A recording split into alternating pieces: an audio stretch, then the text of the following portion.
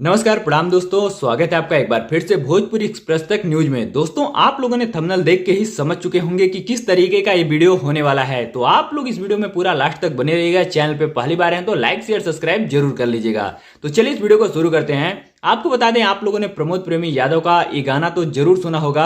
अगर नहीं सुना होगा तो जाके जरूर सुनिएगा।